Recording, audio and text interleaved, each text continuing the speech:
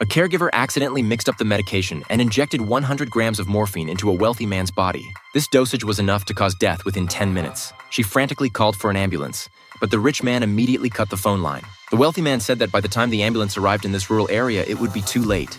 But he couldn't let the caregiver go to jail because of this. So, within a few short minutes, the rich man helped the caregiver devise a perfect plan to escape the crime. First, he instructed the caregiver to leave in a way that would be noticed by others. Then, she was to secretly return to the mansion, put on the wealthy man's clothes, and pretend to go downstairs, allowing people to see that the rich man was still alive at that time. After that, she would return the same way and escape. This would create a perfect alibi. After explaining the plan, the wealthy man pushed the caregiver out the door, but the caregiver's kind heart couldn't bear to see him die without trying to save him. When she pushed the door open again, she saw the rich man directly commit suicide with a knife. He wanted to stage the scene as a suicide. Seeing no way out, the caregiver had no choice but to follow the wealthy man's plan.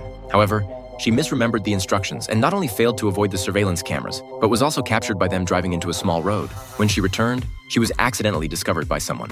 Fortunately, the old lady's poor eyesight led her to misidentify the person. The next day, when the butler discovered the wealthy man's death, the police initially investigated and indeed treated it as a suicide. However, the detective received an anonymous letter commissioning him to investigate the truth behind the case. The detective began questioning the wealthy man's family, but strangely, not long after the rich man's death, the entire family showed no signs of grief. Instead, they laughed and talked, claiming they had nothing to do with the incident. Soon, it was the caregiver's turn, and she had a fatal flaw. Whenever she lied, she would vomit uncontrollably. Of course, the wealthy man had already considered this, so he instructed the caregiver to only tell partial truths when answering questions to avoid suspicion. Sure enough, after the caregiver finished speaking, the detective let her go. Unexpectedly, the detective returned inexplicably and asked the caregiver to be his assistant in the investigation. The caregiver couldn't refuse and had to agree. Following the detective, she discovered that she had made numerous mistakes. The surveillance cameras had captured footage. There were footprints in the backyard mud and a broken wooden board. Fortunately, she temporarily covered up the various pieces of evidence and thought she was safe. However,